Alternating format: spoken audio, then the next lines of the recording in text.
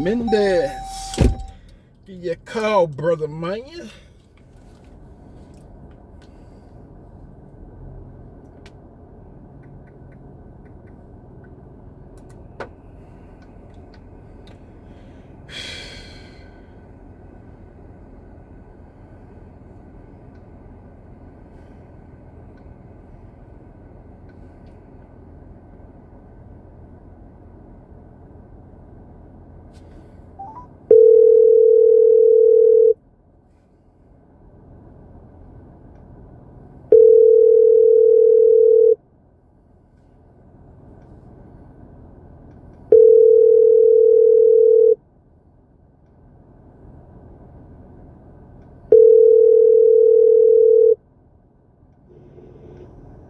Hello, you've reached Chris, 408-476-6922. Leave a message and I'll call you back.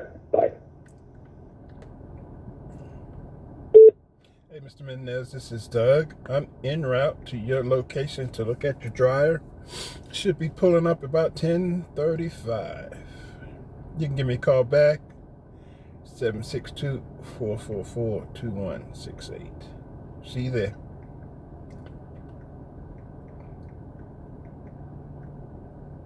To review, re-record, or add to your message, press 1. To mark your message urgent, press 2. Alright, guys. Georgia is calling. And we are on our way.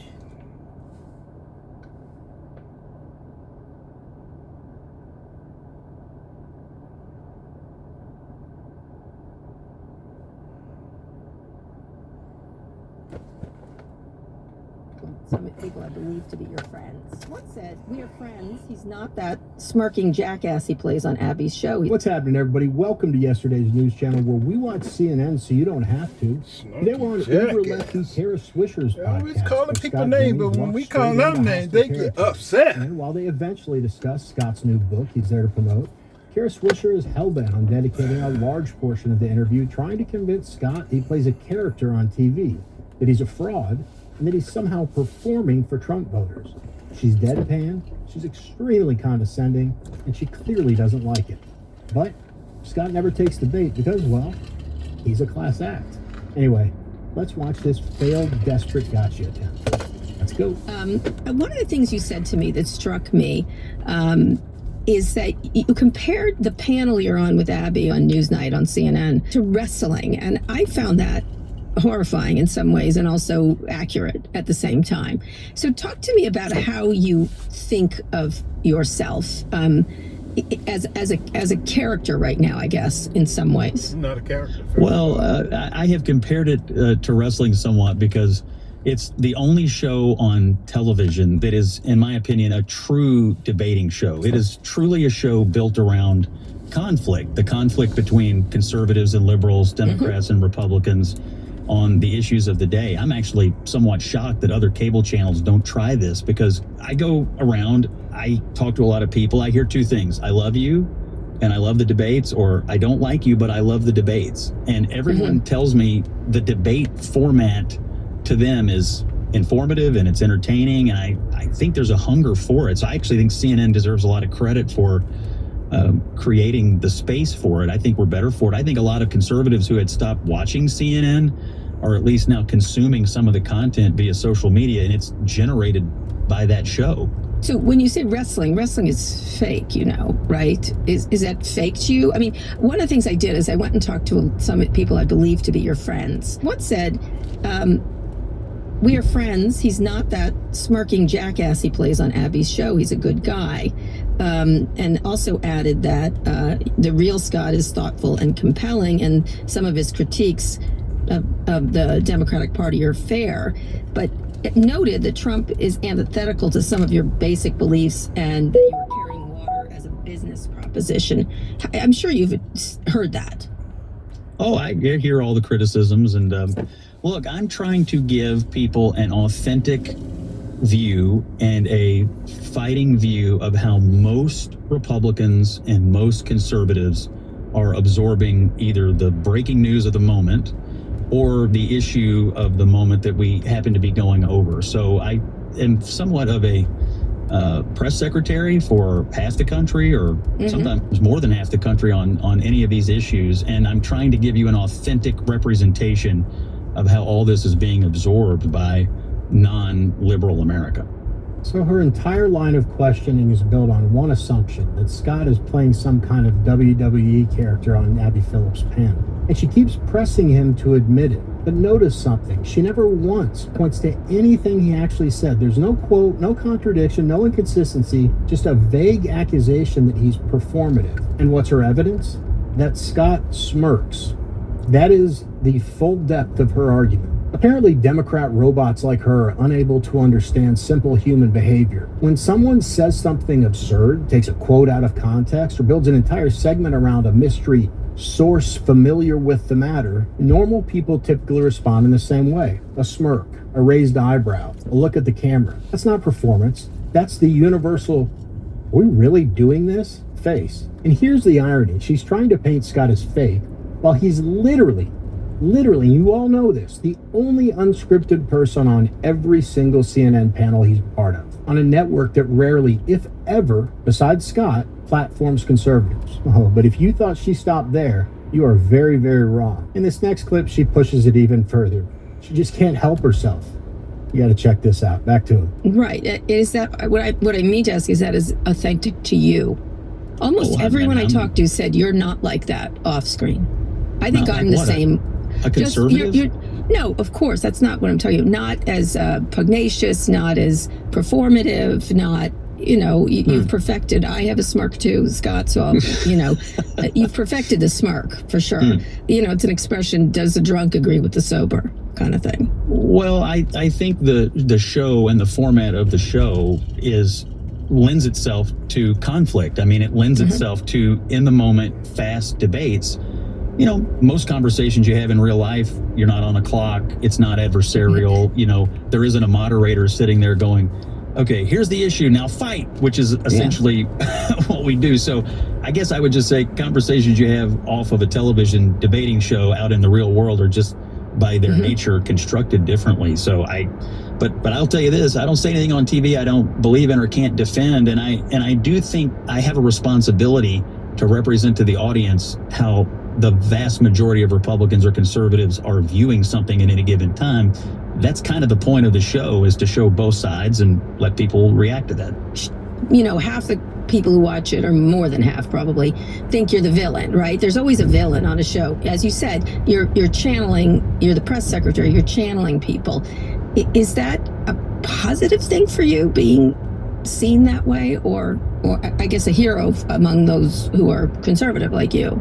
Well, that's what I was going to say. I guess it depends on your disposition. I mean, to some people, maybe I'm a villain. To some people, I'm a hero for being willing to stand up on a network that isn't known for platforming conservatives or conservative views to a table full of people who are hostile to my worldview. So I don't necessarily think of it that way. I try to make it entertaining. I tend to think political conversation can be somewhat boring, but that it's possible for it to be entertaining, and you can be, quippy and funny at times and show a little personality. I tend to think that draws in audiences, and it's one of the reasons that show's working. Is that a good for America, given how polarized we are as a society? I think it's good for America for them to be more engaged with politics than less. And I think politics and conversation about politics can be extremely boring and off-putting, and frankly, not feel very accessible to a lot of people. And one of the things I do think about is what makes this informative but also engaging. Like, do I want to watch this or not?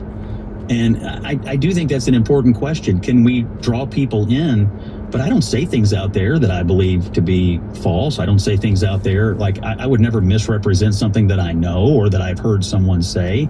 But I think if you could present your arguments in a way that attract more audience, I think that's ultimately a good thing for civil discourse. You don't have to be super boring or super off-putting just because it's politics. And that's kind of what I'm trying to accomplish.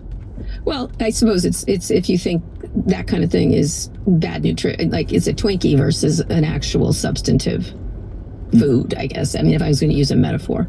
I think it's one of the best shows on cable television. I think it's informative. I think you get to hear some authentic representations of how the right and the left are seeing the world. I also think it's illuminating to the fact that we don't really have a shared reality often in this country. You know, what That's people true. sitting out there who oppose me see the world as, and what I see it as, maybe very far apart. This is one of the only times we're interacting with each other. I tend to think there's something good that's going to come out of that, even if it comes out of some kind of a conflict at the table. And you think you're helping in that regard, helping versus hurting.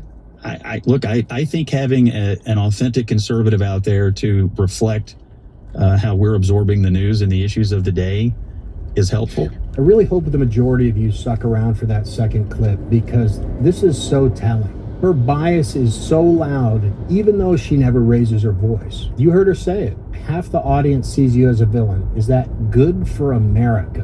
What kind of question is that? Not only do I think that's an extremely insulting question, this tells you everything about the worldview she's operating from. To her, debate itself is the problem.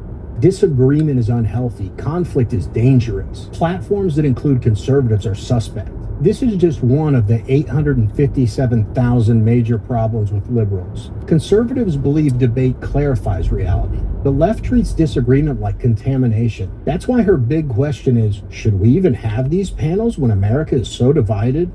What a wild thing to say when your network is 99% liberals with scripted DNC-approved talking points, and you've got one conservative trying to explain how more than half the country thinks. I am so embarrassed at how naive I am. I genuinely thought that everyone, including the dumbest left-wing fool, understood the fact that if Americans only talk to people who agree with them, the whole country becomes a giant echo chamber. The fact that she sees that as a threat says so much more about her side of the aisle than it could ever say about Scott. Come on, man. You gonna be on that today?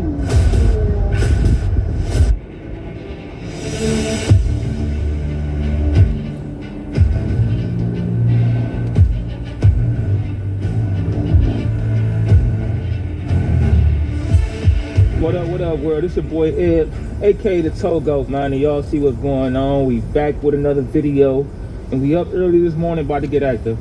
Right now we headed back down to the Akron area. Got some cars down there that most definitely need to be recovered, because I don't be down there as much. You know, I've been neglecting them jobs, but I said, you know what, I'm gonna try to dedicate a week to just getting down there and getting a lot of that stuff back. So pretty much that's what we into right now. We getting ready to hop on this road, about to shoot to the gas station, gas up first, and then get busy, man. Get busy like we always do. So, you know, man, I ain't here about to sit and talk too much, because we gotta get down there. So, like I always say around this time, Stick around. you know, y'all stick around, man. Y'all stick around. All right, y'all. So we just made it down to Akron. The vehicle is located a couple streets over. Just came so I can get suited up before we slide over there. You know my motto, man. Hopefully this is an easy snatch. This one, we actually gotta try to get the key from the customer also, though, because the company is located all the way back in Cleveland, where I'm at. So I'm gonna try to get the key from the people before I leave down here. Hopefully they give it to me. 9 times out of 10 they probably won't. But listen, as long as we bring the car back, that's all that should matter. But yeah, man, we about to hop in the truck and here and get to it.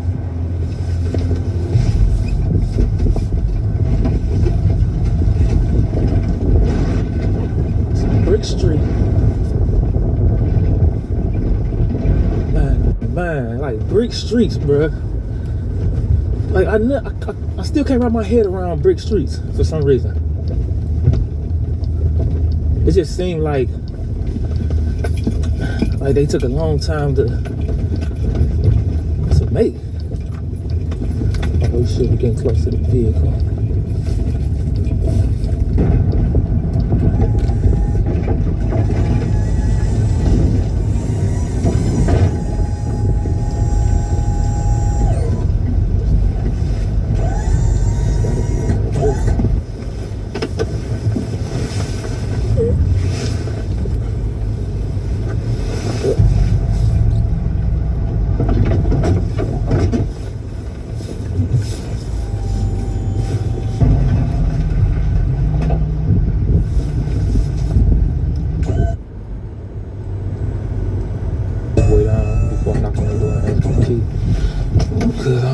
These people in Akron, they like hopping in whips.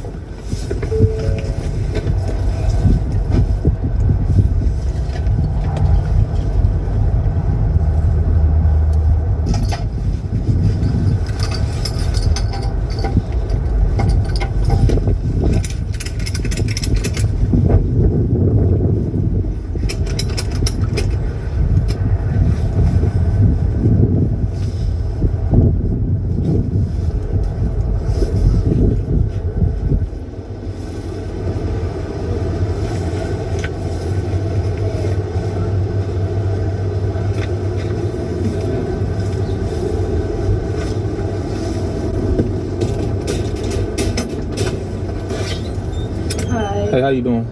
My name Evan. I'm from the repo company. I'm coming down here to sell you these repo papers. What? Your car's on the repo list. For what? You didn't pay.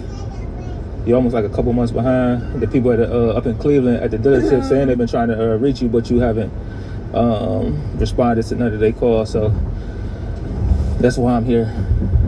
Well, you're not repoing my car. You could go back in your truck and repo your ass up the street. Cause ain't nobody touching my car, none of that. I gotta take it. Here go the. I'm sorry. You don't need this paper. Also, I'm gonna most definitely need the key. Also. Well, you gonna have to fight me for it. Fight you for the key? Yeah. For what? Yeah, or like. At the end of the day, like I'm gonna have to leave with the vehicle one way or another. But Yes. So what you talking about? I'm just here because she didn't pay. I here go the papers. Y'all, do any of y'all want to take this?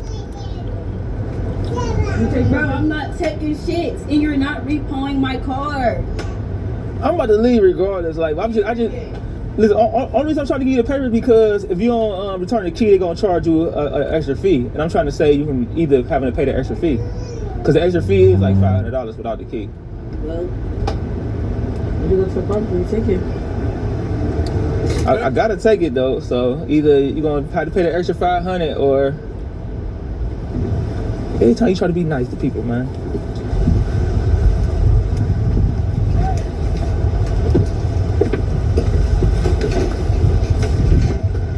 Oh my God.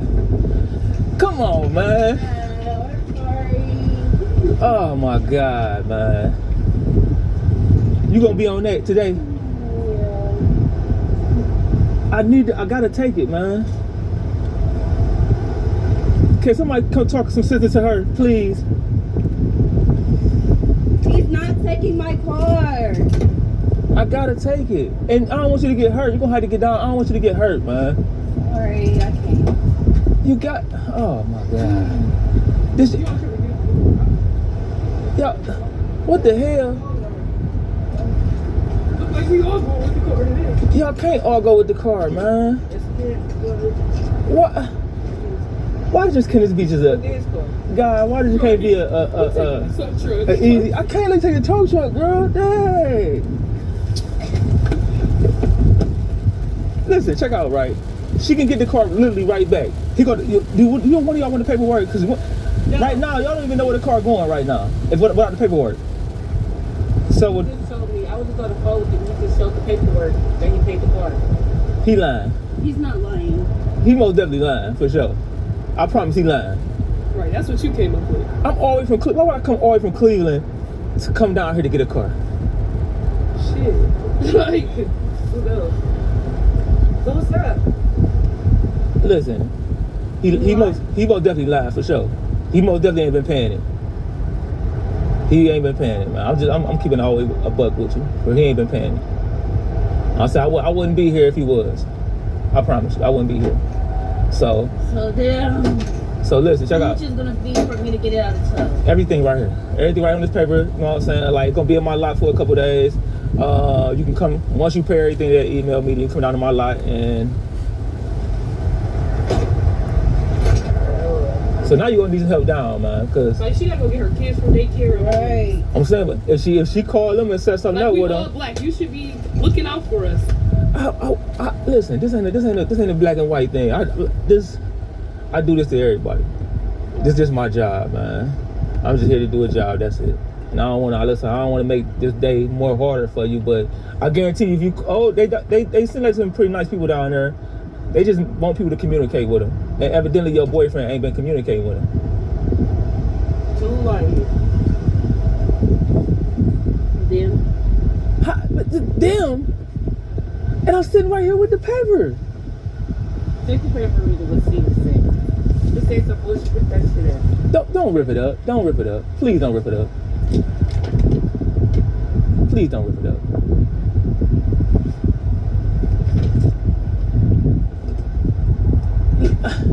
See what you did?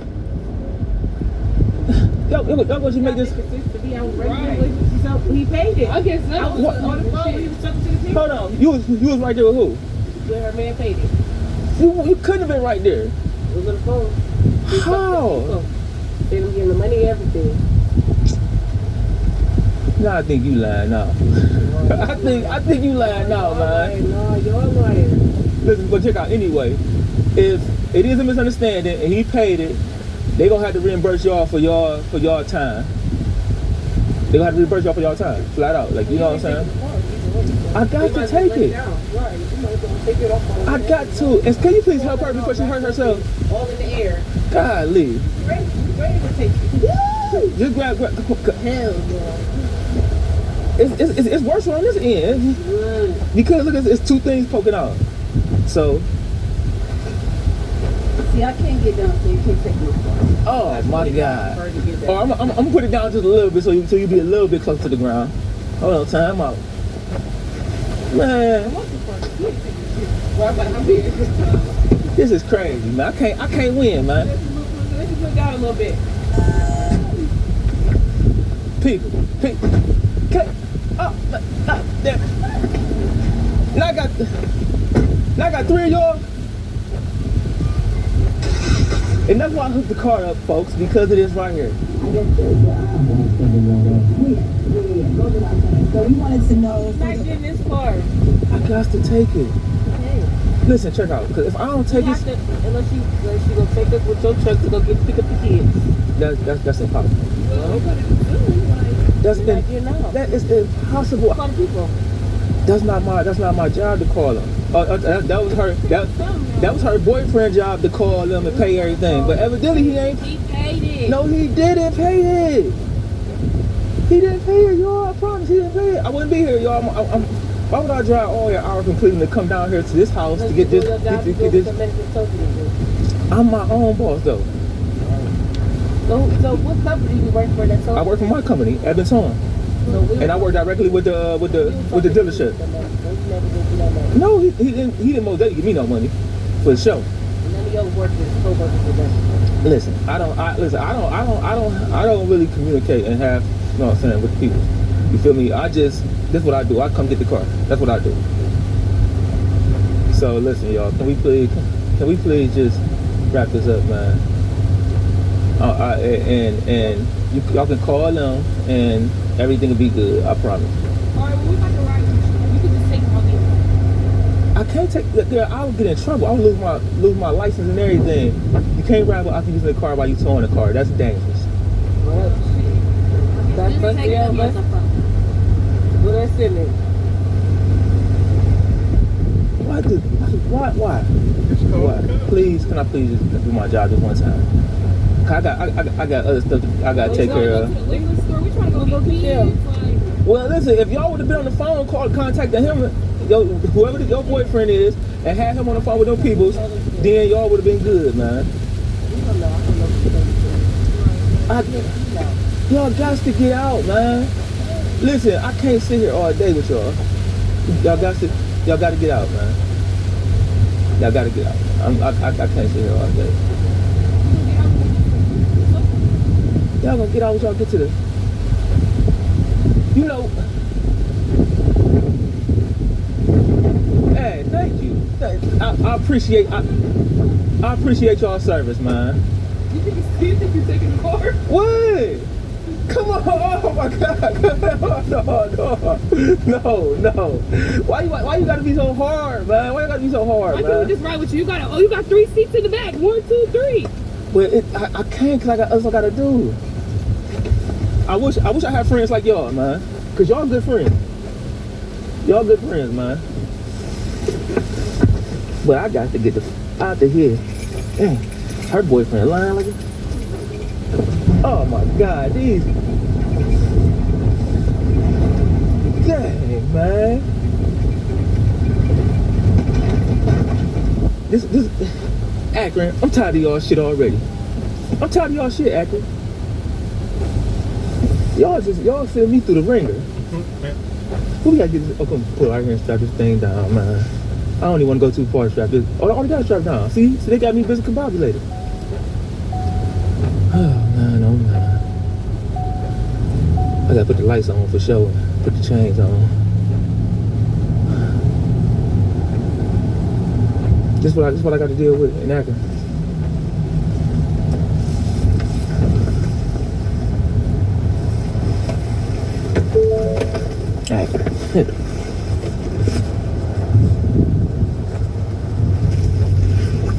All right, y'all. So we just got that vehicle locked and loaded. Man, oh man, what a way to start a day off. Man, listen here. It's hard enough trying to negotiate with one person, but trying to negotiate with 3 people, I got a headache. I most definitely got a headache, man. Sweden's worst export global warming doom goblin Greta Thunberg causing more trouble in Italy. She's already got herself banned from Venice for dyeing the main canal green to protest the weather. Now she's pivoted back to her side hustle, Palestine. Let's look at her dancing with UN tax strain Francesca Albanese. Don't know about you, but talk about genocide doesn't normally have me dancing in the streets.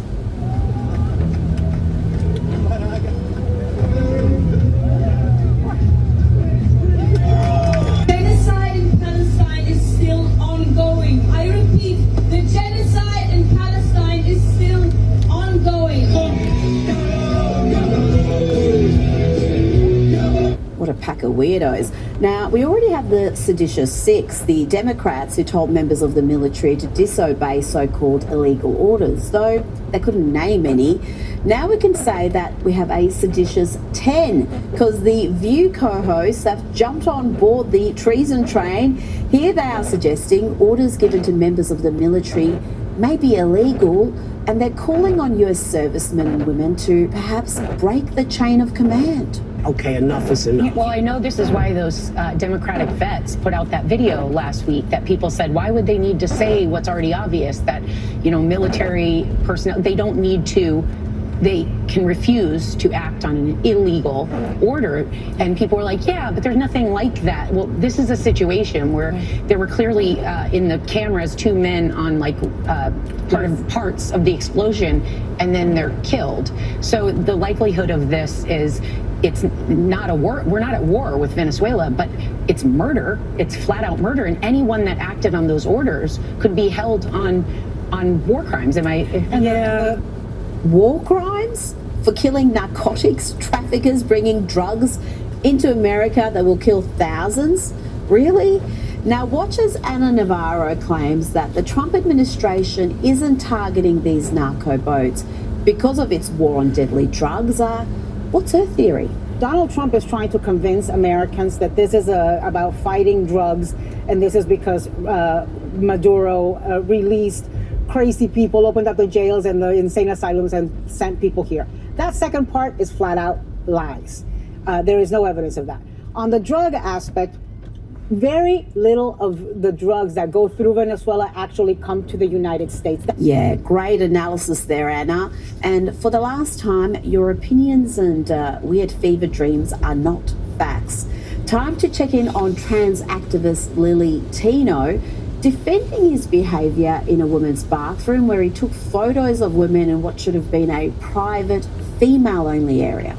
Took those photos with a very clear goal in mind, which was to show a non-passing trans woman existing peacefully in a bathroom. How do you change people's minds? That's why I posted the pictures, right? Like, yes, I knew it was going to be shocking. Like, I knew. I wasn't just trying to make people mad. I was trying to expose them to something that over time I want to be normal. I don't want to have to walk into a bathroom and feel afraid. He knew precisely what he was doing, and he got the attention he so desperately craves. Now, we know Christmas is fast approaching and the White House is looking glorious. This year, First Lady Melania Trump oversaw the Christmas decorations. See if you can detect the subtle difference between Melania and Jill Biden's work. First, let's have a gander at what Christmas or the holiday season was like at the White House under the Biden administration. Remember this?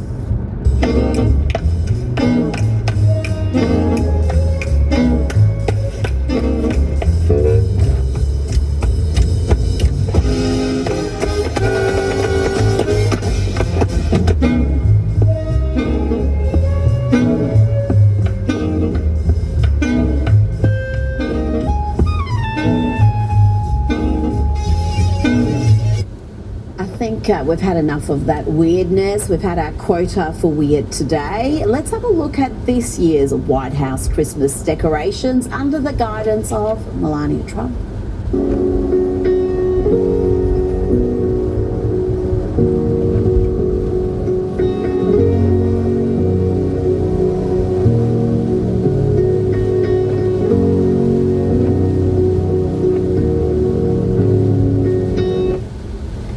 Subtle difference, barely noticeable. Now it's time for a stroll down memory lane and watch here as Margaret Brennan from CBS claimed that Afghan asylum seekers were all properly vetted, even as JD Vance gives her examples and tries to explain to her why prioritising the safety of Americans should be the top priority. I have to say that interview made Margaret Brennan look pretty terrible at the time. After what happened in DC last week, it makes her look even worse. You said, I don't think we should abandon anybody who's been properly vetted and helped us. Do you stand by that? Well, Margaret, I don't agree that all these immigrants or all these refugees have been properly vetted. In fact, we know that there are cases of people who allegedly were properly vetted and then were literally planning terrorist attacks on our country. That happened during the campaign, if you may remember. So clearly not all of these foreign nationals but there are have been properly 30,000 vetted. people in the pipeline, Afghan refugees. But my primary concern as the vice president, Margaret, is to look after the American people. And now that we know that we have vetting problems with a lot of these refugee programs, we absolutely cannot unleash thousands of unvetted people into our country. These people are vetted. Good. These people are vetted. Just like the guy who planned a terrorist attack in Oklahoma a few months ago, he was allegedly properly vetted, and many people in the media and the Democratic Party said that he was properly vetted. Clearly he wasn't.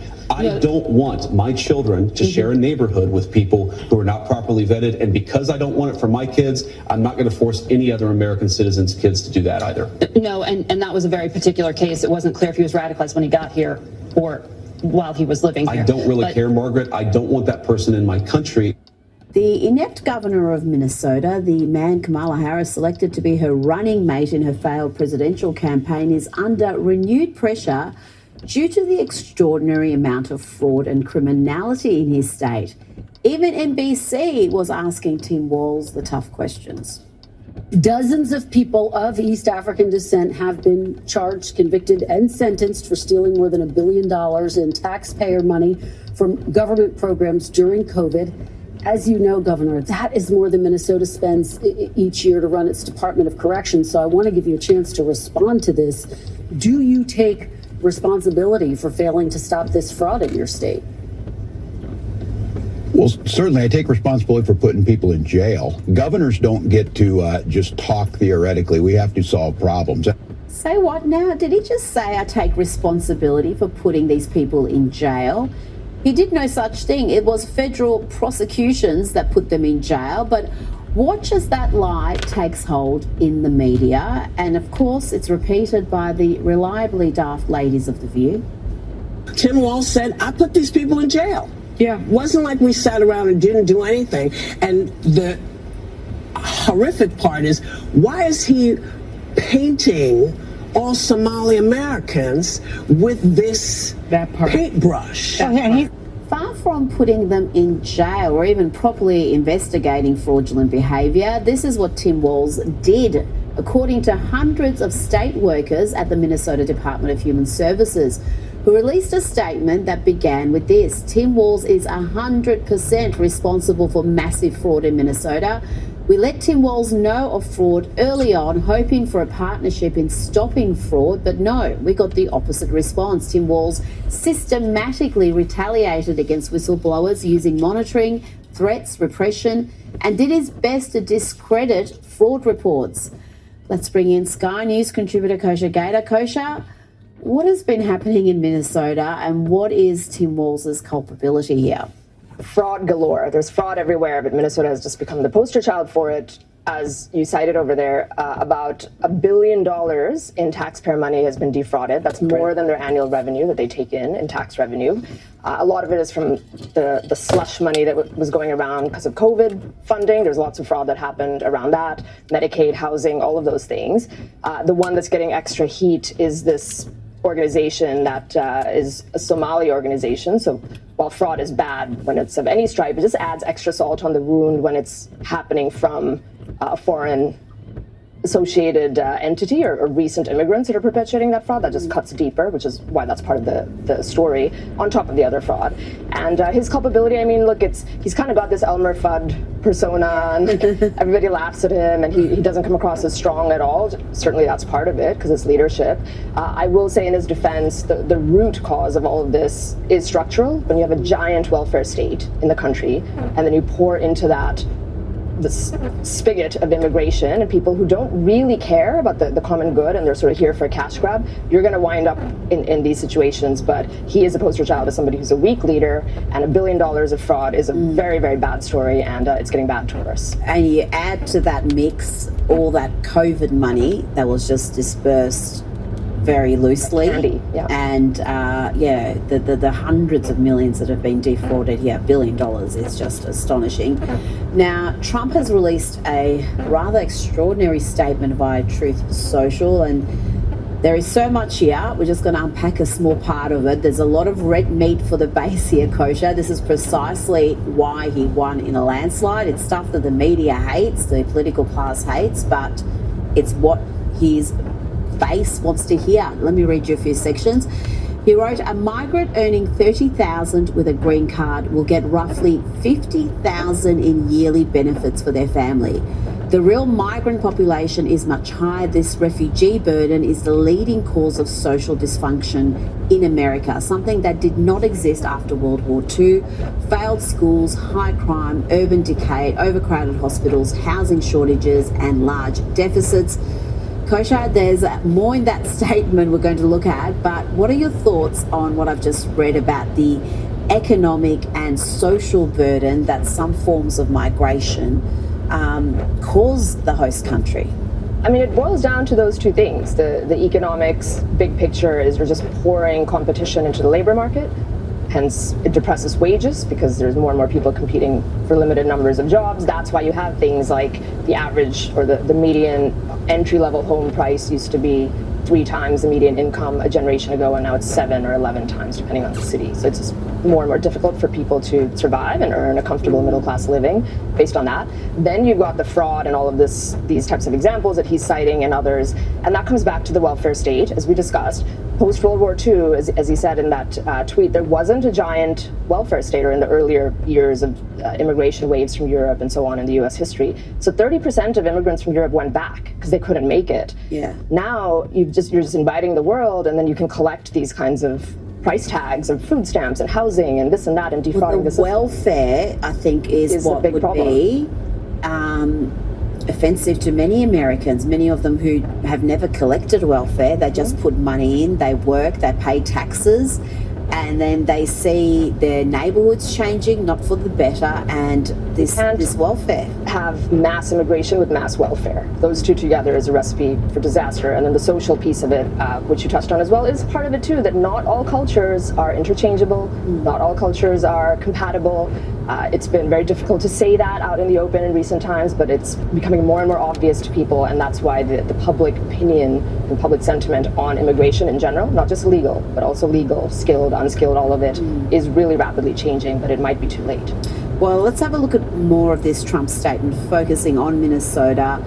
and the mass migration of Somalians to that state. Here's what President Trump wrote. He said, hundreds of thousands of refugees from Somalia are completely taking over the once great state of Minnesota. Somalian gangs are roving the streets looking for prey as our wonderful people stay locked in their apartments and houses, hoping against hope that they will be left alone.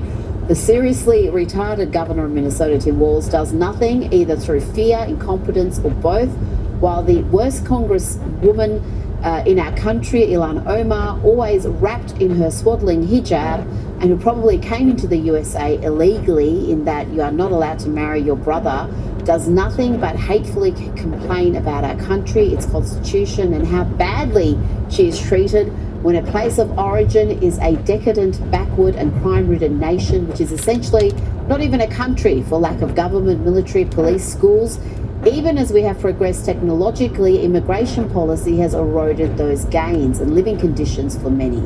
I will permanently pause migration from all third world countries to allow the US system to fully recover, terminate all of the millions of Biden's illegal admissions, including those signed by Sleepy Joe Biden's auto pen, and remove anyone who is not a net asset to the United States or is incapable of loving our country, end all federal benefits and subsidizes to non-citizens of our country. Kosher, a lot there. All the focus has been on the assessment of Tim Walz being, and I quote, seriously retarded, but there are some major policy announcements in that statement, and they followed through with that.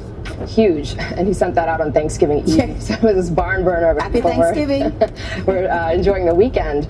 Some of it, I would say, to his base was a bit surprising that it hasn't been done already. So, you know, when he said in there, we're going to cut benefits, these types of welfare benefits to illegals and non-citizens, a lot of people thought that had kind of been done from when he signed that flurry of executive orders on day one. But be that as it may, that is why he won in a landslide. He single-handedly changed the whole conversation around immigration when he came into the political arena in 2015.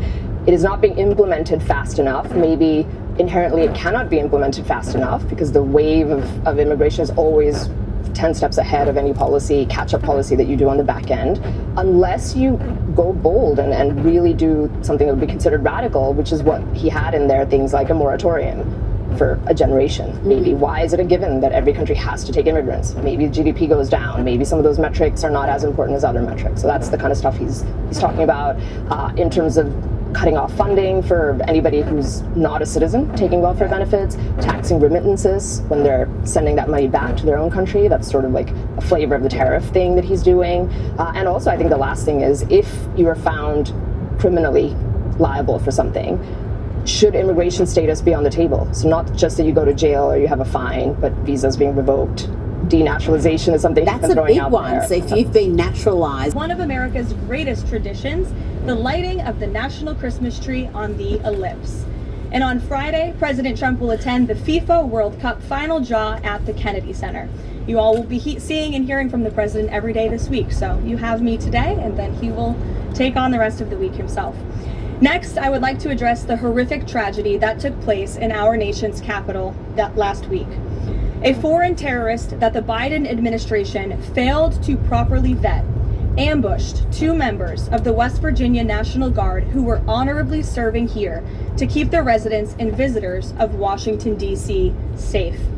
U.S. Air Force Staff Sergeant Andrew Wolf was severely wounded in the attack and remains hospitalized while he continues to fight for his life.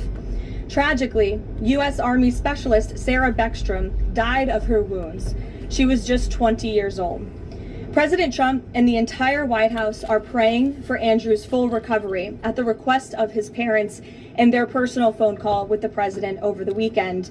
And we are keeping Sarah's family and friends in our prayers during this unimaginably difficult time. Sarah and Andrew represent the very best of America. 2 young patriots who were willing to put on the uniform and risk their lives in defense of their fellow Americans. Both of them truly embody the profound words spoken by Jesus Christ in the gospel. Greater love has no one than this, to lay down one's life for one's friends.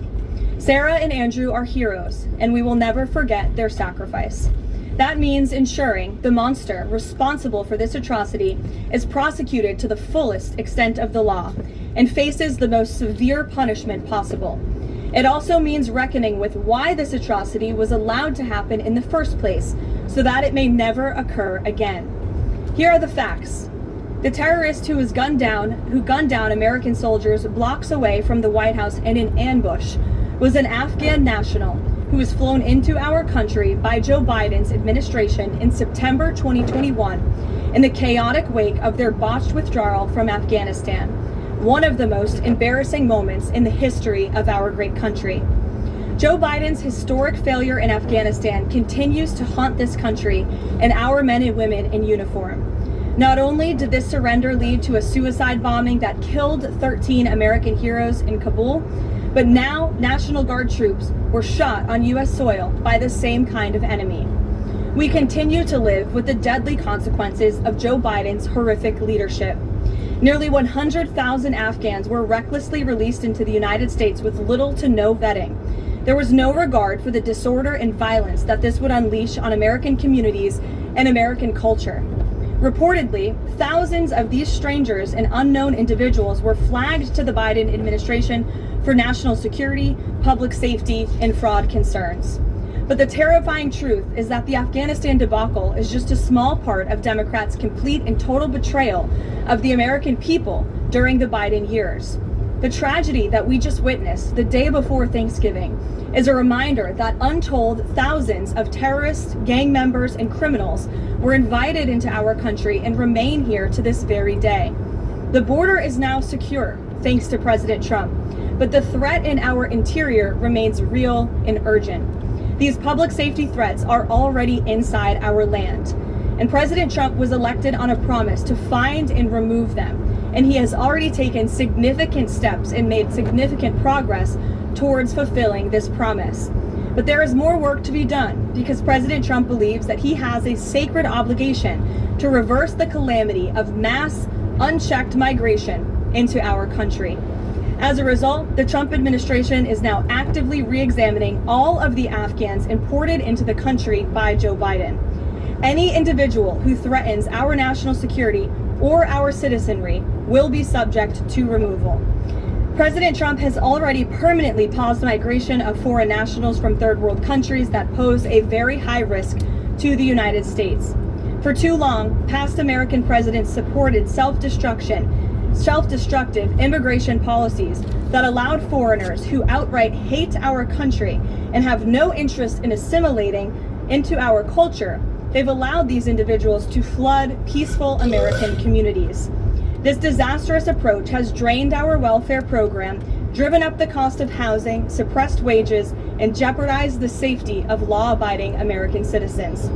In fact, according to a new bombshell report from the New York Times, Somalian migrants in Minnesota have defrauded nearly $1 billion in taxpayer-funded benefits under Democrat Governor Walz's leadership.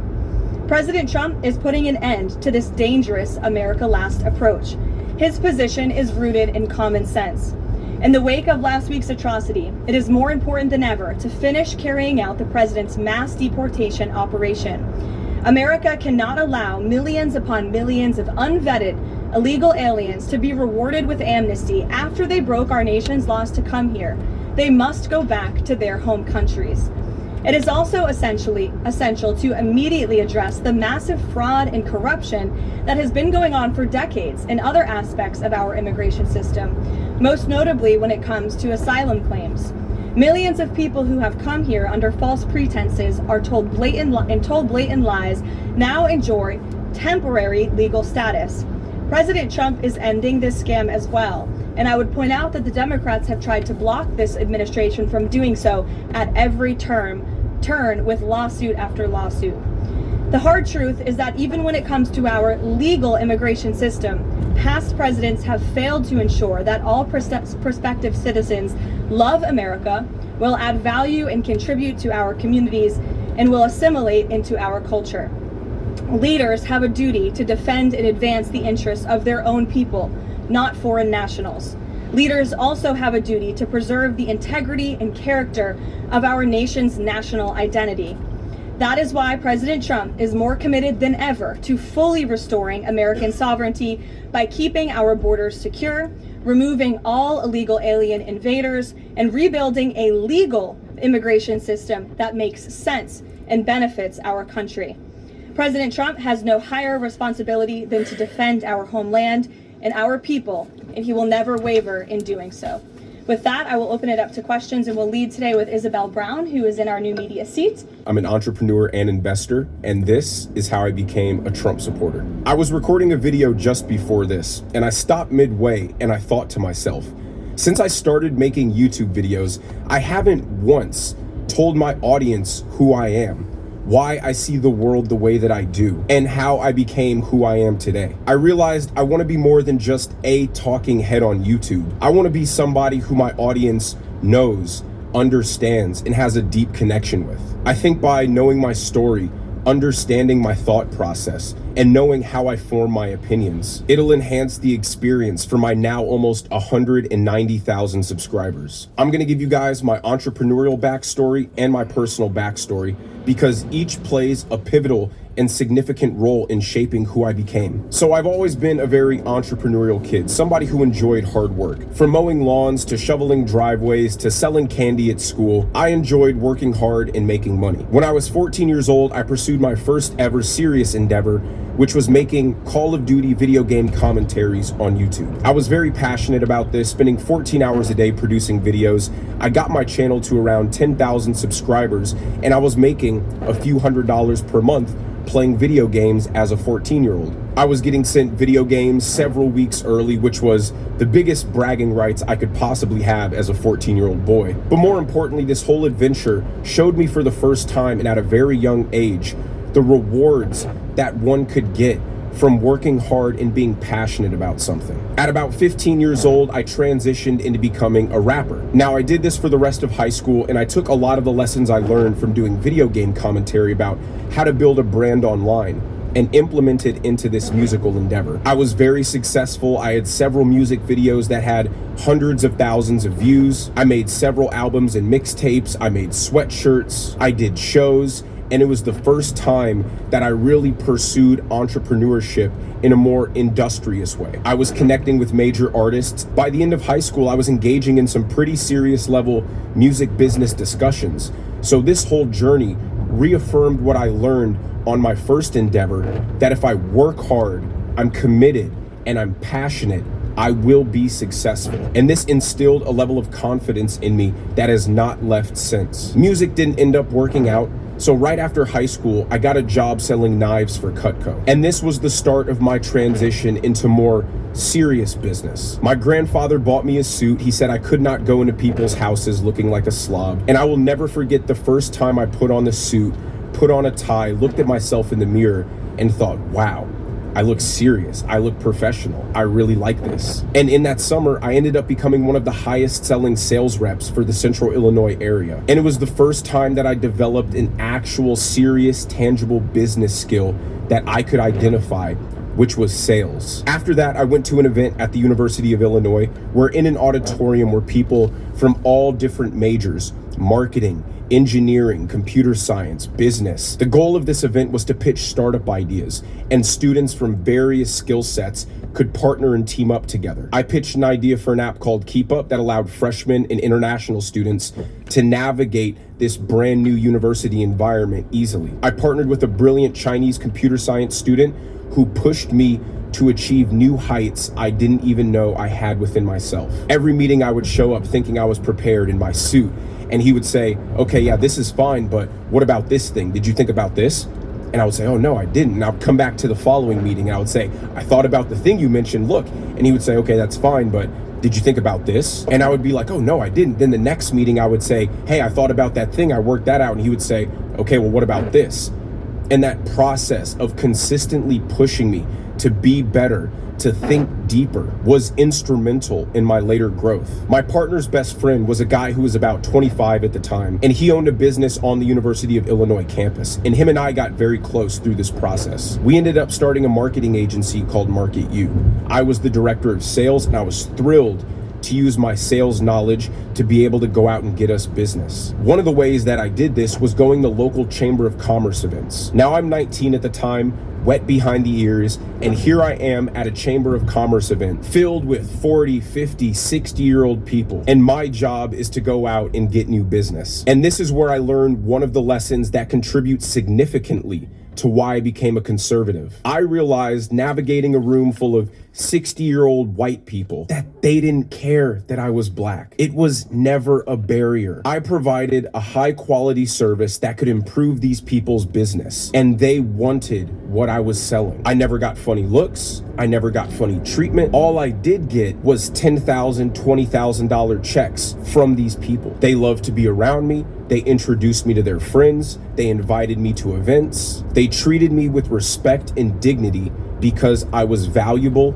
and presented myself in a professional and respectful way. Market U did its thing. My partner ended up moving to San Francisco, starting a real estate video agency that's now doing huge numbers, $8-9 million a year. Because I lived in a college town, I had this crazy idea for a business that would do shoe cleaning. Students were always walking, biking, riding on buses, at the dirty bars every day. They had disgusting sneakers. So my high school friend and I, we started this business, and almost instantaneously it took off like a rocket ship. I implemented all of the social media strategies I learned from running Market U and combined that with my mastery of sales to create a business that was cleaning over 5,000 pairs of shoes per month. We partnered with all the frat and sorority houses, the dry cleaners, apartment complexes, hotels. We created a market out of thin air that never existed before and became part of people's weekly habits, much like a haircut. You would go out Friday, Saturday, and then you would call Shoe Refresh to come pick up and clean your shoes. Professionals used us for their dress shoes. Women used us for their boots. We were chugging along at rapid pace. It was at this point that another one of my mentors heavily suggested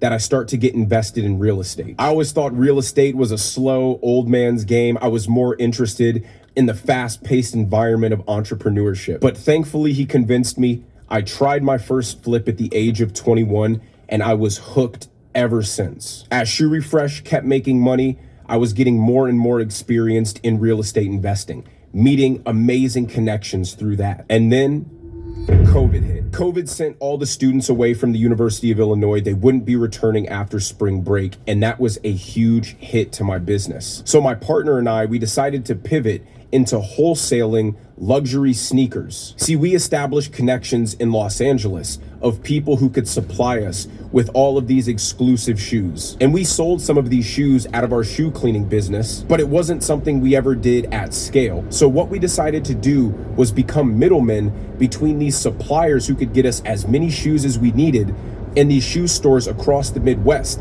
that needed as many shoes as we could provide. This would turn out to become one of the best decisions I had ever made. This was around the time that me, my partner, and my little brother decided to move to Los Angeles. This was around August of 2020. Once we got to LA, we ramped up the shoe wholesaling business, and I ramped up my real estate investing business. All of this money I was just reinvesting into real estate, more flips, more rentals, more apartments. I also would use this money to invest in various private businesses as an angel investor. So all these lessons taught me three main things. One, the American dream is real. Two, anybody can do it, no matter your race, no matter your gender, no matter where you came from. And three, I hate paying taxes. Now to my personal side. I was born in Champaign-Urbana. My mom is black, my dad is Jewish. I grew up in a very loving household. From the time I can remember, my family would tell me I can do anything. I can be anything. I am special. The world is mine. And that level of love and support and instilled optimism created the ambitious risk taker that I am today. My grandfather was a professor at the University of Illinois, primarily an anthropologist, but he also had PhDs in linguistics, cognitive science, mathematics, and physics. Brilliant man, but his field of study was Southeast Asia, primarily Burma, Thailand, and southern China. On two separate occasions, when I was 10 going on 11, and when I was 13, he took me for 3 months with him and my grandmother to southern China and Burma for field work. Now, this is arguably one of the most important foundational moments of my life. I loved these trips. I was so open-minded. I was so excited. And today they are still some of the best memories of my life. But more than anything, what I gained from these trips was an unparalleled perspective into how lucky we are to live in America. His field work took him deep into the jungles, 12, 14-hour bus rides from the cities. So not only did I get to see the bustling metropolitan area of China, but I also got to see the primitive villages littered throughout the countryside. I saw how much people were struggling. Everywhere I would go to in China and Burma, there's orphans begging for money at the bus stop. There are starving people on the street. There are people with genetic mutations that we can't even fathom. But third world illegal aliens in front of Kristi Noem. And Kristi Noem might be pretty, she might have all her makeup done and look like a nice lady, but she knows principle, and she stands up to Kristen Welker and just makes her look like a complete idiotic liberal. I'll let you guys use a word. It's Sean Daniel here. If you enjoy the video, make sure you hit that like button. Now let's start this Sunday marathon off from New Zealand in my new office. Let's go. We are going to bring them to justice and make sure that they're returned out of this country if they aren't here for the purposes of being an American. I want to follow up with you. I mean, you say something very notable. You say he was radicalized here. This suspect, we should note, was a member of the CIA-trained strike force. According to former intelligence and military officials, he would have undergone extensive vetting during his tenure there. And afterwards, it is worth noting Citizenship and Immigration Services, an agency which is a part of DHS, approved the suspect's asylum application in April of this year. Why did the Trump administration grant the suspect asylum in April? Did you know then that he was moving toward radicalization? What a stupid question. And of course, Kristen has the ridiculous look on her face thinking that she put Kristi Noem in a corner. And she does it with such a pretentious tone. What a ridiculous question. Did we know that he was radicalized, so that's why we approved him? Well, Kristen, you need to remember that when this abandonment of Afghanistan happened, the Biden administration put people on airplanes, brought them to the United States without vetting them. They brought them into our country and then said they would vet them afterwards. And then at that time, to do a good job of vetting people, you need to have cooperation of that government that is from their country. You have to have a stable government that will give you information, contacts, background information, and biometrics that you may need to identify that individual, their dates of service. All of that vetting information was collected by Joe Biden's administration that was used and in the process. So President Trump, thankfully, has completely changed that. We are now using all social media content. We're going after what they have been doing with their contacts, their biometric data information we are collecting. Now, when we vet individuals under this administration, we know who they are, why they are here, and going through that. Unfortunately, this individual, that entire process happened under Joe Biden's watch. Well, but just... Of course, Kristen has to interrupt with that one because it's too good of a point. If all the information was collected under the Biden administration, is the Trump administration supposed to be fortune tellers? But you see how coordinated and malicious the intention of the press is. That they try to pin this on the Trump administration when it's totally against their whole ideology. They approved a guy's asylum case based on the information that was collected under the Biden administration, which allowed him to come, which allowed him to stay.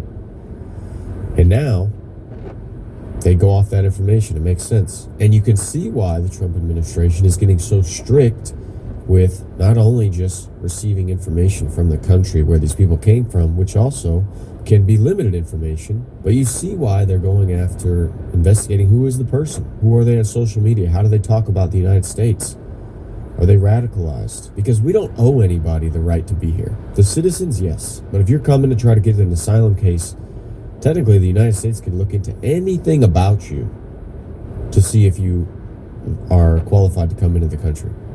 That's not racist. That's not demonizing people. The United States is our home, and the United States government can make a decision on who they let into our home. Now let's get back to the interrupted. Come on, Kristen. But. Well, but just to be very clear, I want to go back to what happened on the Trump administration's watch. He was extensively vetted in order to serve alongside U.S. service members as a part of the CIA-trained strike force. But in terms of what happened on the Trump administration's watch, just to be very clear, what vetting did the Trump administration do before giving this suspect asylum? Let's go back to that. Watch this. Ready? To serve alongside U.S. service members as a part of the CIA-trained strike force. She thinks she's got a good question. In terms of what happened on the Trump administration's watch, just to be very clear. It's like so many of her movements. Oh my God, that's a great screenshot. Look at that face. So many of her movements are just premeditated with a pretentious, self-righteous tone. You can tell she went to one of those super liberal colleges and got trained amazingly, because she always does it. She always does it. And just to be very clear, I want to go back to what happened on the Trump administration's watch. He was extensively vetted in order to serve alongside U.S. service members as a part of the CIA-trained strike force. But in terms of what happened on the Trump administration's watch, just to be very clear, what vetting did the Trump administration do before giving this suspect asylum? The vetting process, Kristen, happens when the person comes into the country, and Joe Biden completely did not vet any of these individuals, did not vet this individual, waited until he got into the United States, and then that application for asylum was opened under the Joe Biden administration when he was the president in the White House and allowed that to go forward with the information that they provided. That's the Biden administration's responsibility. This is the consequences of the dangerous situation he put our country in when he allowed those people to infiltrate our country during that abandonment of Afghanistan. And that's why I'm so grateful we have a president now that isn't going to allow it to happen, that he now has put in place measures under his watch at the Department of Homeland Security that we are bringing in new information on vetting, new information to use, such as what do they do on Facebook? What do they do on TikTok and other social media platforms? And who are they talking to? Who are their conversations with? And we use their biometric data information now to track to make sure they are who they say they are, and they're here for their right intentions. And we are going to talk about You know, Kristen wants to spin it that it's Trump's fault that it happened. Why? Not only that the Trump administration approved his asylum case, which is a bad look, and the media can use that, but when Kristi Noem explains it, it's fine. But she wants to say, and I bet she's going to say the rest of this interview, well, if Trump didn't have the National Guard out on the streets, the National Guardsmen wouldn't have got shot. That's true. But who shot him? It was an illegal that Biden allowed into the country. So who's more of a problem? Kristen and your fake eyelashes and your butting? Trump for having the National Guard in D.C. to protect people? Or Joe Biden allowing random ass people to come into the country? I love watching her in a way, and I hope you guys enjoy watching her too, because she makes you feel smart. It gives you a confidence boost of who you are. Steps the president's taking, but I just want to be very clear about this, because his asylum was approved in April of this year on the Trump administration's watch. So just to be very clear, was there a vetting process in place to approve that asylum request? Of course. Yeah, the vetting process all happened under Joe Biden's administration. But was he vetted when he was granted asylum? Are you saying he wasn't vetted when he was granted asylum? Vetting is happening when they come into the country, and that was completely abandoned under Joe Biden's administration. That's the irresponsibility that has completely devastated our country, Kristen, put us in such a dangerous position. I don't think people realized when Joe Biden was in the White House exactly how he was allowing our country to be infiltrated with people that we didn't know who they were. Some of them we did know were dangerous, and we went after as soon as they came into this country. But under this program, we could have up to 100,000 people that came in from Afghanistan that may be here to do us harm. And President Trump is absolutely dedicated to getting them out of our country. Okay, we have a lot more to get to. It does make you wonder what were the terms or details that caused this guy to get approved for his asylum case in the United States? Because it's a true question. If he was such a threat and such a radicalized guy, why did he get his asylum case approved? Is it based on the information that the Biden administration supposedly was gathering? and then 3 months into Trump's administration, Homeland Security approves his asylum case? But that's a real question. And Kristi Noem didn't answer it. She did to a degree because she said all the information's gathered under the Biden administration. We don't know how true that is fully. But she didn't explain why they approved him. Now, she could find that file. She could explain it. But she can't fully explain because it would be a bad look on the Trump administration's watch. This is a whole political game that Kristen Welker's playing, that Kristi Noem is playing. Obviously, Kristi Noem stands up for some principles that we all agree in, like protecting the country and vetting people beforehand. But if there is a bad look for the Trump administration, she will spin it to no end to make sure it's not a bad look, because she can't do that. She got a huge position in the Trump administration, and you're not allowed to make the Trump administration look bad. And a lot of times she's honest, but you guys got to be aware of that. Now, Kristen Welker is also totally disingenuous, trying to paint the picture that it's totally... She doesn't pay any attention to the truth that the Biden administration allowed people to come in, that the Biden administration didn't vet nobody. She has no problems with that. She won't attack that at all. She'll just attack the fact that this one guy that got approved under the Trump administration, it's the Trump administration's fault. It's so fake, it's so disingenuous, it's so evil. We all know that. But you still have to be aware of real details that people within the Trump administration will just brush off. Like, she didn't answer, why did this guy's case get approved? I would love to know that. Now, can they account for every single person and not make ever a mistake? No. And is the way that Kristen Welker's trying to paint everything against the Trump administration wrong? Yes. But it would be nice to know the real details of why this guy got approved. And it just sucks when something like this happens, because every single show probably we're going to watch today is going to attack this. Trump administration approved him. Trump administration approved him. And never once will they give a crap about the hundreds of thousands of people that just came in from the third world. You know why they don't care? Because those third worlders don't live in Kristen Welker's neighborhood. They don't ever go to the same cafes as Kristen Welker. They might be her gardener. They might be her Uber driver. But she's never around them. And a note on the Uber drivers, I was in DC a few months ago, and we met some people from Afghanistan that were Uber drivers, and they were so thankful to be in the United States and to get to come over with this program. When we withdrew from Afghanistan, it was a whole rush to get on that plane. They were so thankful for the opportunity to be in the United States. Do not get it twisted that every immigrant or asylum seeker is coming in with this privileged, self-righteous attitude. They deserve this. I have met, in my time in D.C., some incredibly thankful people that are so grateful to be in the United States as immigrants, because their home country is definitely not as great. So also remember that. Not every immigrant that comes in is this radicalized, selfish, give me free handouts type guy or man or woman. Some of them are really thankful. I want to talk about how the administration is responding. President Trump on Thursday promised to, quote, permanently pause migration from all third world countries. What? Say that again? I have been to a good amount of third world countries, and I can tell you, I see a lot of reason in this. And I have said this on my own many a times. I ain't letting those third worlders in. I've seen how they live. Let's go back to that. Country. Okay, we have a lot more to get to. I want to talk about how the administration is responding. President Trump on Thursday promised to, quote, permanently pause migration from all third world countries. Praise God. My dream day has come after all my travels around the world. In third world places, in Southeast Asia, in Central America, even some third world places in Europe. Finally!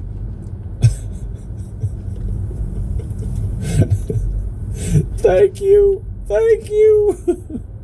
Is the administration ending all legal immigration into the United States?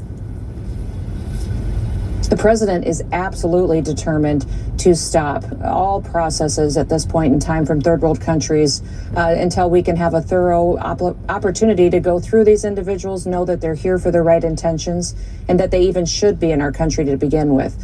He's putting Americans first, their safety first, And these third world countries don't have stable governments. They can't sustain them. They can't tell us who they are. And that's really the consequence of what we're seeing unfold with the violence on our streets, is because these countries that people have been traveling to our shores from for so many years under the Biden administration, their governments didn't tell us who they were. We don't have a proper vetting process. So that's one of the things I'm so grateful for, is that President Trump has been bold enough to say, you know what, we're going to stop.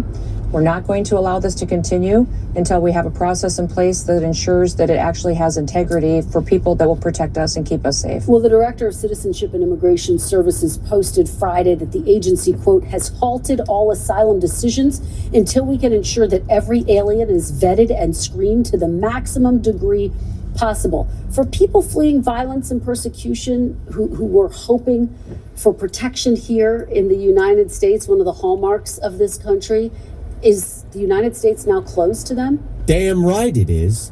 Damn right it is closed to them. Because there are plenty of other places they can go. The people in Africa that have these war-torn countries, which most of them aren't even bad, by the way, or they're settled. Like in Syria, I learned from Syrians when I was traveling through Europe. Hey, it's fine over there now. We could still file our asylum case, though, even though everything's fine. There's plenty of other countries that people can go to. Europe will take anybody. Sweden, Italy, the United Kingdom, Germany, France. They're like, come. This whole BS lie that we need to just be the doorstep for all these third world people that don't know how to use toilet paper is ridiculous. That throw their trash on the street, that don't mow their lawns, that are not used to order and law. You go to Vietnam, you see how people don't know rules. They go on any side of the street, whatever they want when they're bike. They go at you, they go with the traffic, they go against it. There's trash. When you go to these third world countries, you see why they are third world countries. I've been to Nicaragua. I've seen where these people come from. And they're not used to order. They're not used to the sophisticated society we are in. A lot of these third world countries are like that. And if there's somewhere else that they need to go for some war-torn problem, they don't need to take a big flight from Africa, from the Middle East, all the way to the United States. Go to Europe. This is amazing.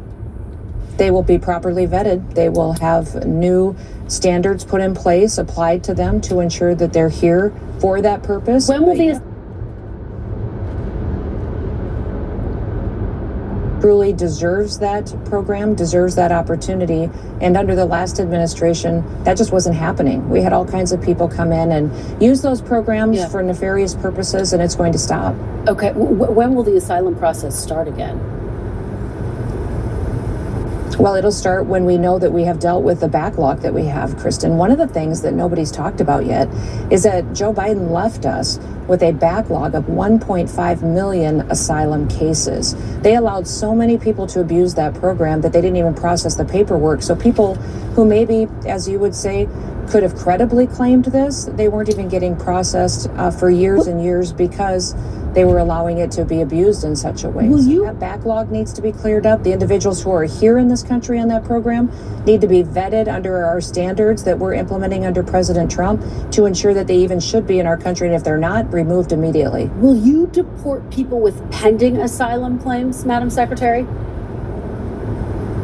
We will if they should be. Absolutely. Get them out of here. We are going to go through every single person that has a pending asylum claim, has an asylum claim here in this country. You know, one of the requirements of asylum is that you have to come in every single year for a checkup and an interview process and a re-vetting. And that is something that we're going to expedite and happen immediately with anyone who does have that asylum claim today and ensure that they deserve to still be in this country, that they still have the purposes for which they claimed that asylum in place, and that they're not here being radicalized and perpetuating dangerous criminal activity against our Americans. Oh, their case is pending. So we need to make sure that they get to come through the whole process. And we can't possibly deport them if we find that there's a reason to deport them. No. Pending means pending. Does not mean it's solidified, does not mean it's done, does not mean it's completed. It means pending. What a ridiculous stance to take. That I, Kristen Welker, right here. Let's see her. Let's see her right here. Kristen. Hopefully she's right there. You want to take the position of defending the quality, the righteousness, and the goodwill of not first world people, not second world people, but third world people. Kristen Welker has obviously never been to the third world. I have been to many. I will tell you, they can be some of the nicest, sweetest people you'll ever meet.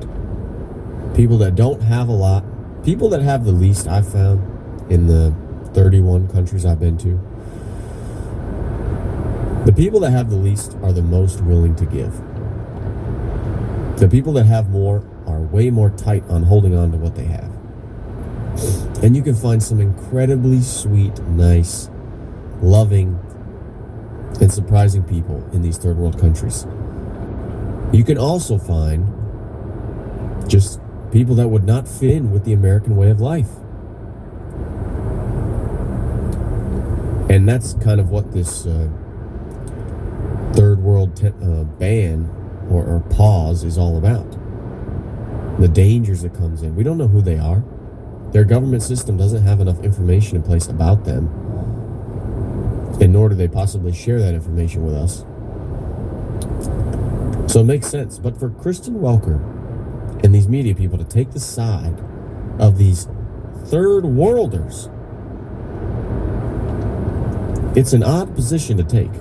It tells you she's never been to the third world countries, unlike me. President. Yeah, we got an eviction schedule here today. What? How y'all got eviction? What you mean, how? Cause hold on, I just paid. How y'all got eviction? I ain't got no notice or nothing. That's not correct.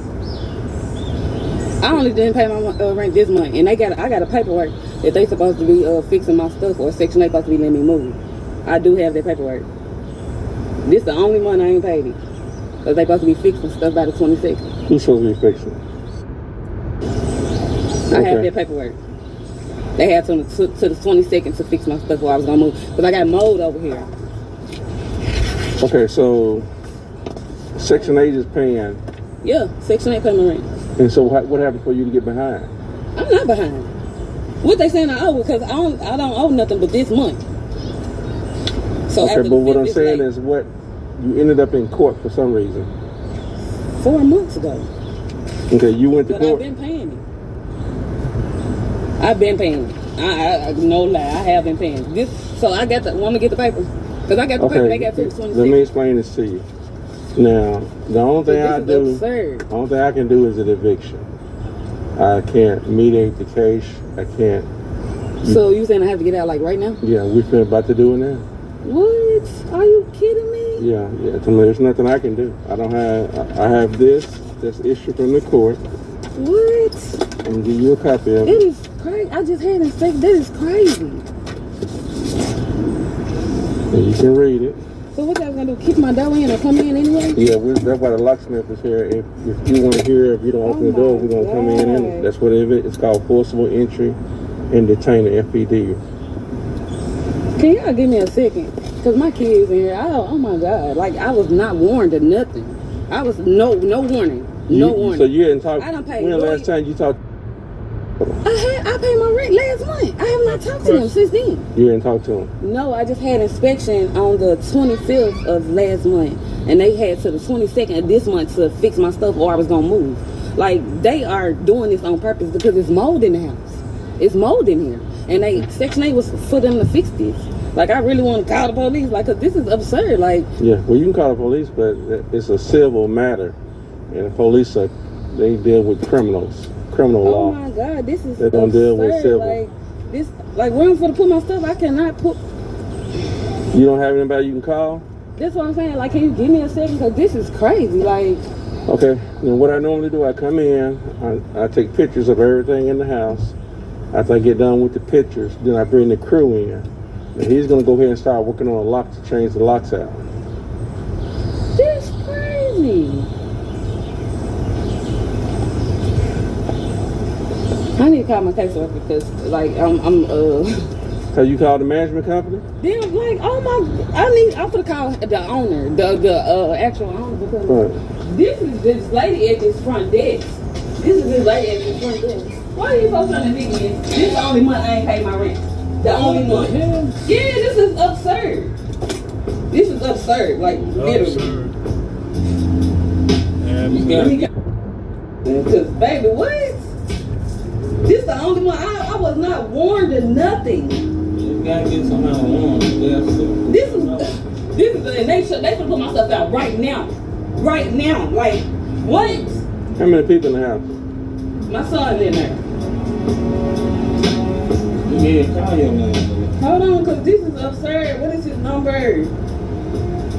Okay, now like I said, I'm going to start taking pictures. Now, what I would recommend you do is 2 things you can work on at the same time. One, you can call whoever you're going to call, try to stop it, call the court. This is crazy. Like, you can call the property manager, whoever you need to call. On the second half, you need to get all your valuables together.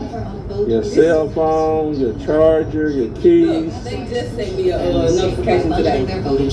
I only owe $421. This is today at 9:40. I don't have anything to do with that, man. You could owe $1 million or $1. I have a writ from the court that says to put you out. And that's all I can do is what the court says. And it always seems to happen at the worst times. Like in the middle of the morning rush, when you still have homework to check and lunches to pack, and of course, you're already late for work. Mama, your wife was there. What I said? Mama, your wife. Baby, go in there. Your wife was there. Go in there, please. Go put your shoes on. Okay. I wish I could put those. Mystique, this is not a laughing matter right now. Please go out of here. Go in your room and start getting your stuff. Your call has been forwarded. Take a picture of them all, because I'm gonna sue the fuck out of you. Yeah, ma'am, go ahead. Ma'am, you got It's crazy, and then I got paperwork. I paid my rent up $8.95. My money just disappeared. That's when I went to the police report. Like, this shit's stupid as hell. Your call has been forwarded. And they gonna come in anyway. That's what the box is for. Yeah, we're gonna come in regardless.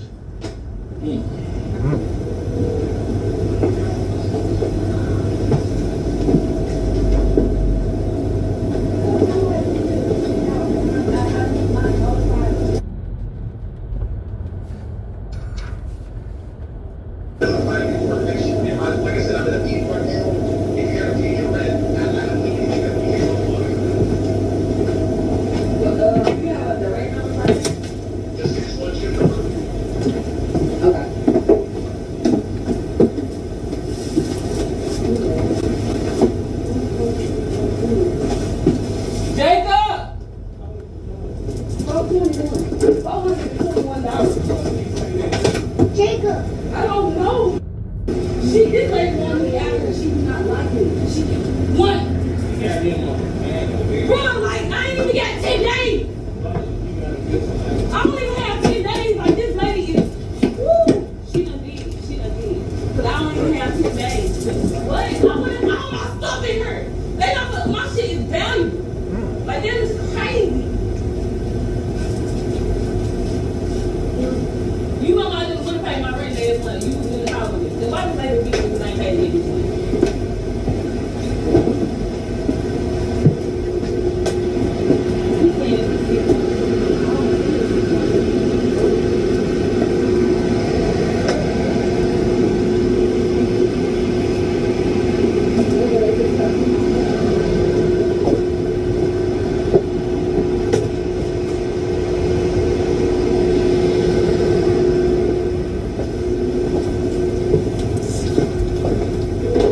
Is there a number on here I can call? Who you trying to call?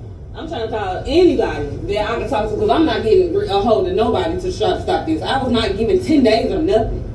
I was not given nothing. No notice. Like, this is absurd. Like, these people ain't even answering the phone. He talking about he in the meeting call the lady at the front desk. I don't even have a number for her. Who was that said they in the meeting? Okay. He said he's in the meeting and to call her at the front desk because he don't know nothing about it. Right. All right, well, I'm going to bring the crew in. Like I said, and get your valuable stuff together. You don't want to go into a bag. I want to get my own stuff out of Ma'am, it don't work that way. Now I could make y'all all step outside, but I'm not going to do that. You don't live here. As soon as I get here, you trespassing. You have to understand that. You don't have a management company anymore. You don't live here. You have no rights. You'll be straight in the back of the police car if something goes down because you don't live here anymore. Now, if your argument is with the court, then you can go down there and tell the judge if you want to. What is she paying right now? Well, that's between her and the landlord. If she, I can't advise on that. But if she get in contact, Just a second to. but here's my thing. That's who you need to be dealing with. Somebody came to my house and I thought I had paid. I would get my landlord on the phone. You don't need to argue with me. I'm the process server. They saying I gotta leave now. This shit fucked up. And I only owe $421. And I cannot reach nobody at this landlord place. And they have not answered the phone. And they could put my stuff outside. My shoes are gonna stay here. Let's stay on this stuff, please. Jacob, start getting your stuff. Can you come over here? Okay. Why are these people not answering the phone? I don't have no garbage bag. I got phone. So you had been in contact. See, well, let me just say this right here. When a writ comes down from the court, right, and I can do the eviction, the property management is we're gonna schedule it. They did not. I'm telling you, they doing this on purpose, man. It's Well, a racist thing. I really But what I'm saying is, this property management, I've been on plenty of evictions where I can the people show me the text. Because because you got to remember, okay, let me just, okay, hold on, listen to what I'm saying for a second. If you have a property management company, the main thing you're concerned about is what? Just getting the rent money. They don't make money putting people out. They lose money. Yeah. Thank you. They make money collecting rent. So before they send me, have to pay me and pay the attorney and all that stuff, they're gonna do everything they can to try to get that rent money. So yesterday we could have been over here, but they said wait. So I assume when they said wait that they was in contact with you. No. Well, I have nothing. I have not heard from them people. No letter, no nothing. I have my paper from Section 8. I just had my inspection on the 25th. I got a paperwork saying that they have to fix all the stuff. I got mold in this house. Can she get in contact with you, bro? Probably could pay that right now. That's what I'm trying to see. Like, I can pay that right now. You get in contact with her. they is not answering the phone. That's crazy. They doing it on purpose. That lady do not like me.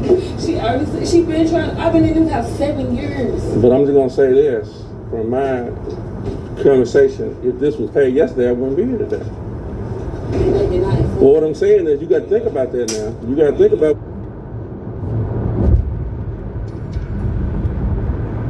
And before y'all take all my stuff out the house. Well, I can't stop, so you You know know. what I'm saying? Like,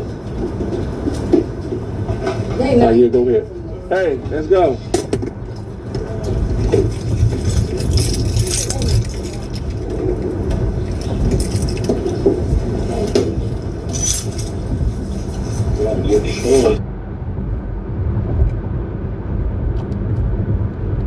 Well, man, like I said, I know you're trying to do that, but go get your purse and your stuff. You don't want nothing later. I can't find this, I can't find that.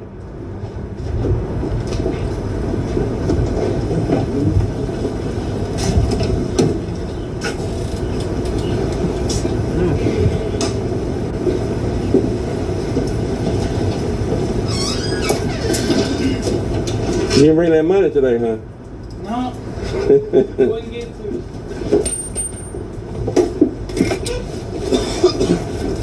Usually not pleasure.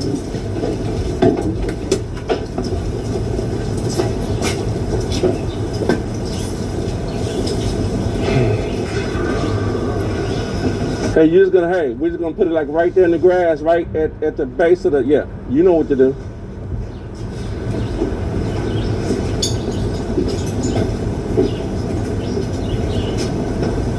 See, you the man. See, Mario, he wouldn't know. You know. Mario, he's not going to know. Watch. Watch Mario. What you going to do with that? See? I don't know. What you going to do with it?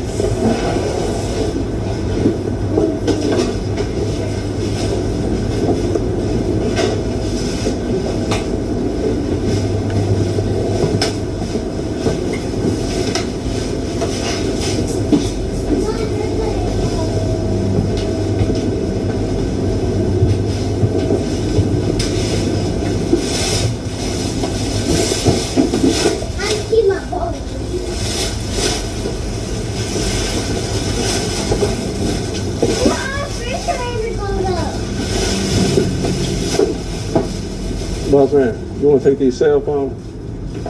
That's my tablet and my cell phone. Get your stuff. Get your stuff.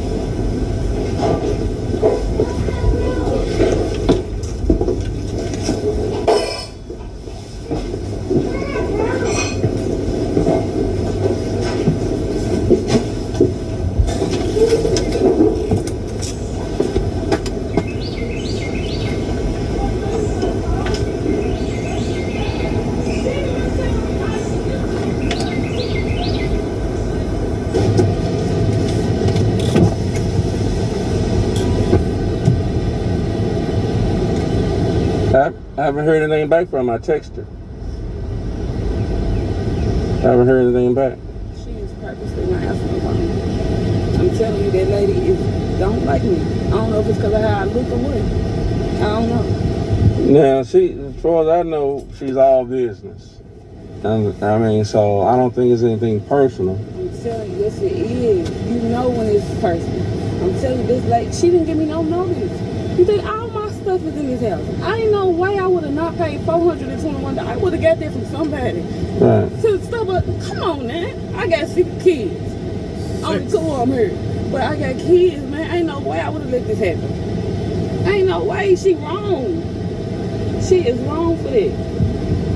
And she not answering the phone, so I can't do nothing about it. And the place like 30 minutes away. I'm like, should I try to run out there and try to pay it and talk to her in person? I don't know. A lot of times, once the eviction started, it's over. But every blue moon. Waiting on her chance. I only done been to court one time. So what is he saying? He tell me to call her. He said if she found it, I gotta call her to stop it. Right. And she not answering. I Right. even got my probation officer calling her. She not answering for nobody. And that is purposely to me. Like, why wouldn't you be answering the phone? I called you 10 times. My probation officer didn't call. And something wrong with that if you're not answering the phone. It's a big, she all business. Why you not answering your phone? You done had this many calls. Right. Make it make sense. They don't make sense. Like I said, I've been in this house 7 years. The rent still $8.95. They want to raise this rent. I'm not stupid. That's what it is. And Section 8 pay more than half. I only pay $4.21. Wow. That's crazy. And You should have never fell behind on that. I'm not behind. I get paid every Friday. My car, I just had to put an alternator on my car. Like, life happens. Well, I understand that, but when it comes to a house, like a good deal like that, I'm just saying for the future, you got to protect that. You got to make sure, hey, I got to cover that on time, every time. I didn't even have it though. I was behind. I mean, I had car trouble. I just paid my utility bill, utilities on and everything. Like, I know it's a lot. It's a lot. Sometimes you need, like, who's this guy in there? He's still been trying to pay some. The rural parts have never seen someone with a different skin tone in their entire life. And as many West Virginians are wary of people they don't. he said he was gonna try to call. I would try to call the Secretary of Bank. No response. Really, see what I mean? She not responding to him. She doing it on purpose. So let me say that again. This is him.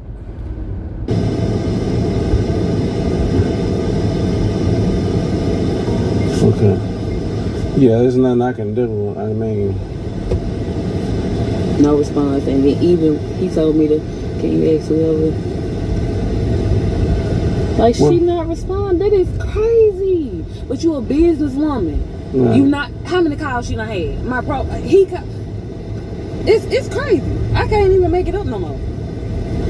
Like, I don't even know what to say, I think, man. That's crazy. So have you started trying to find something else? I don't know who to call. I'm not even from here. I don't have no family here or nothing. Oh, you don't? No, I'm not from here.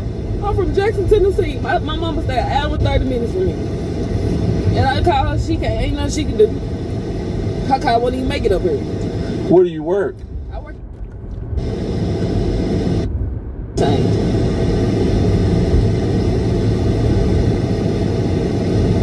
Ooh, that's tough. You got these kids.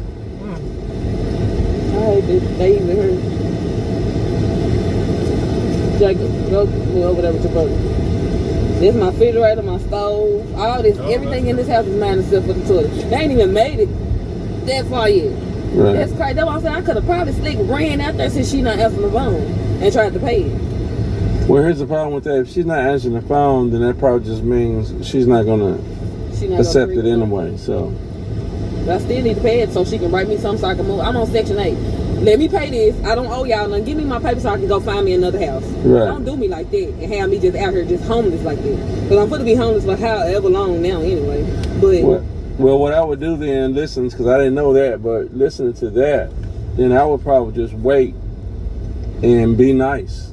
You know, I would wait till tomorrow, try to contact her and say, look, I need to get this paid so I can get the next place.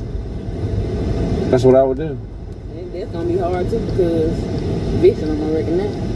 Right.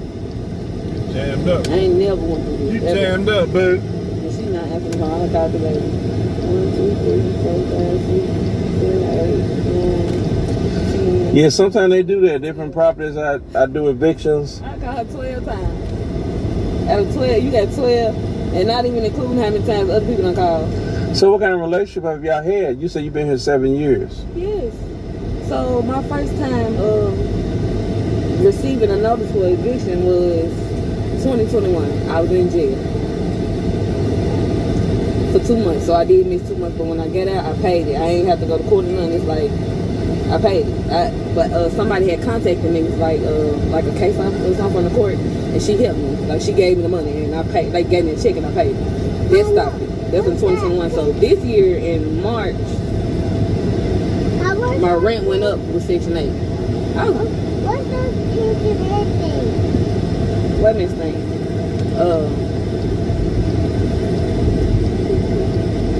So like I said, this year, like maybe November, my rent went up. So November, December, January, I ain't paid. I didn't. So I went to court in February. I paid like, hello. I ain't got nowhere to put my stuff. All my stuff on the curb. I'm trying to contact the lady to go pay the rent or anything, and she ain't even answer the phone. For nobody. My truck full. I can't put nothing else in my truck. I'll be back. Okay.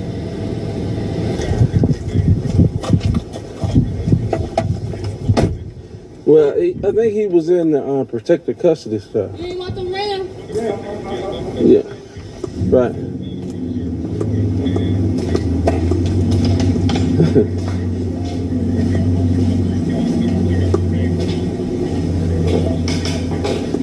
Right.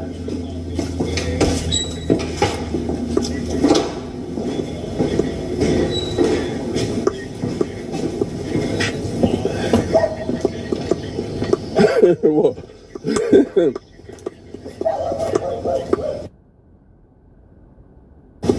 Yeah.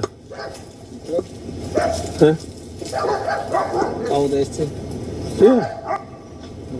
What's the problem? Oh no, I said I told you that I come this way too. This way too. For the stove. Do what now? No, I said when I walking from this stove,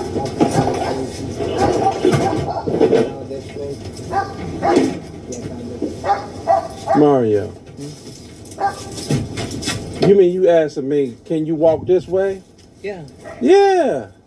What kind of question is that? It's a good question. That's not no good question.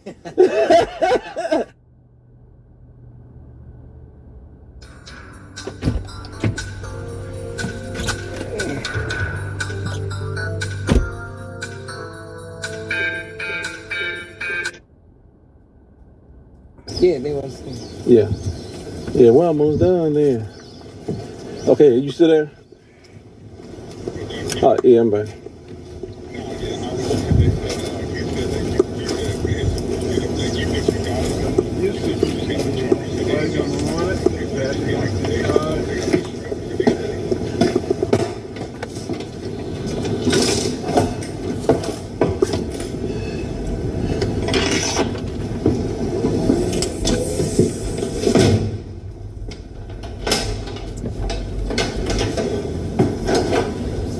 Yeah.